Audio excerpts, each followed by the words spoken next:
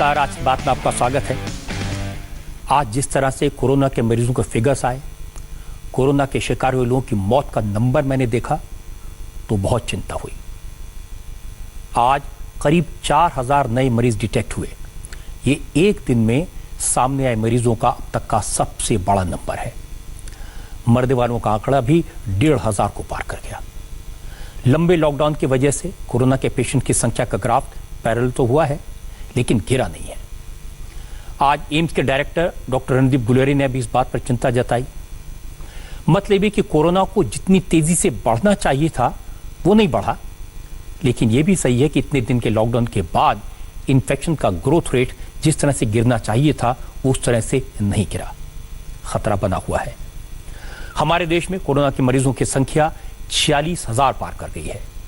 इस वक्त देश में कोरोना के एक्टिव केसेस की संख्या करीब 35,000 है। चिंता पैदा करने वाले दो फिगर्स हैं।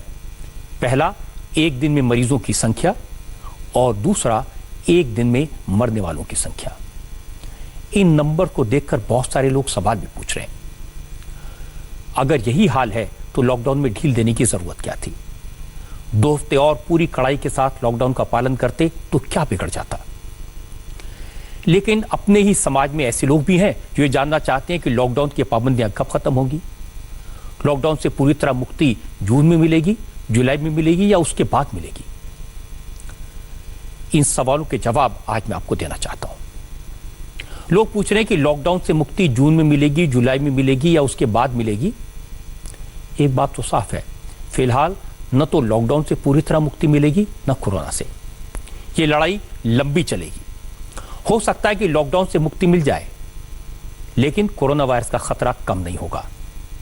इसलिए लॉकडाउन के दौरान नए तरीके से जीने की आदत डालनी होगी। लॉकडाउन के दौरान सोशल डिस्टेंसिंग की जो आदत बनी है, मास्क पहनने की, बार बार साबुन से हाथ धोने का जो सिलसिला शुरू हुआ है, घर में रहने की जो आदत पड़ी है, इन आदतों को अब जीवन का हिस्सा बनाना पड़ेगा। कोरोना से बचने का यही एक रास्ता है। जब तक वैक्सीन मिल नहीं जाती तब तक कोरोना को दूर रखने का यही एक तरीका है। अब आप पूछेंगे तो फिर लॉकडाउन का क्या फायदा हुआ? जब कोरोना वायरस को हराया नहीं जा सकता तो लॉकडाउन लगाया क्यों था? तो इसे भी समझ लीजिए। लॉकडाउन का फायदा तो हुआ है। अगर हमारे देश ने वक्त रहते लॉकडाउन न किया होता तो इस देश में कोरोना के मरीजों की संख्या 8 लाख हो सकती थी, 2 करोड़ भी हो सकती थी, जो इस वक्त 46,000 है। लॉकडाउन कोरोना की दवा नहीं है। इससे कोरोना को खत्म नहीं किया जा सकता। लॉकडाउन से कोरोना के फैलने की स्पीड को कम किया जा सकता है, और देश में सही वक्त पर लॉकडाउन के फैसले से यह फायदा तो हुआ है। उदाहरण के तौर पर आप समझ सकते हैं कि अगर आपको दिल्ली से जयपुर जाना है, आपकी गाड़ी की स्पीड अगर 20 किलोमीटर प्रति घंटा होगी तो आप 12 घंटे में पहुंचेंगे, और अगर 100 की स्पीड से जाएंगे तो शायद 2.5 घंटे में पहुंच जाएं। लेकिन गाड़ी की स्पीड कम हो या ज्यादा हो, इस बात पर कोई फर्क नहीं पड़ेगा कि जयपुर कितना दूर है।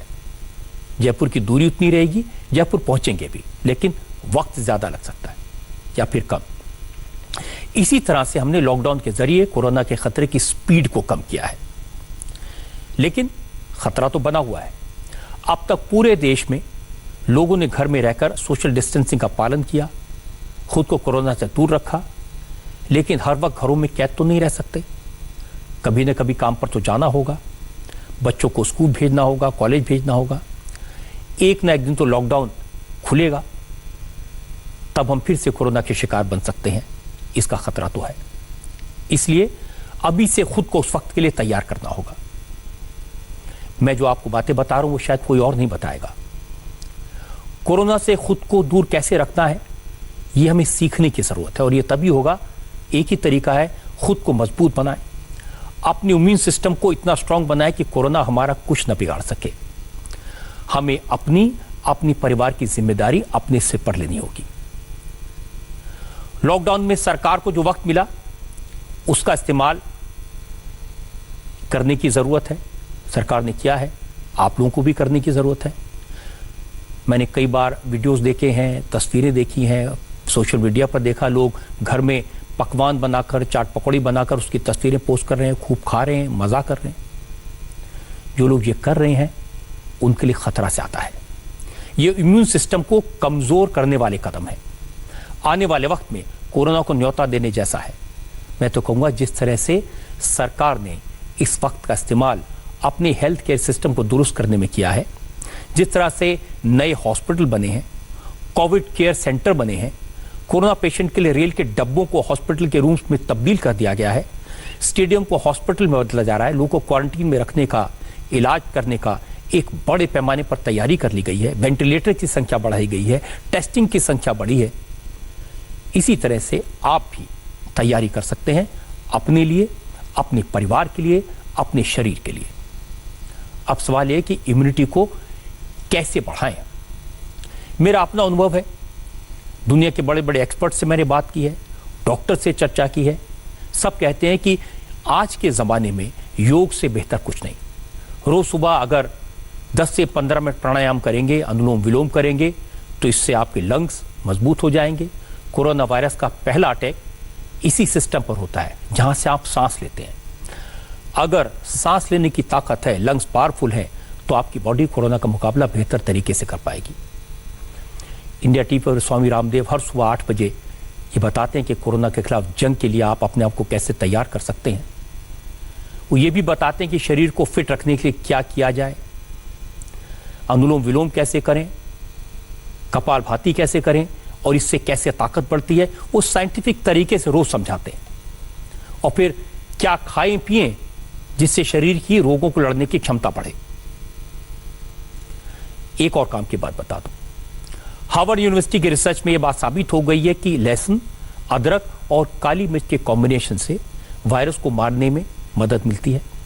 यह मिक्सचर एक अच्छा एंटी वायरस है।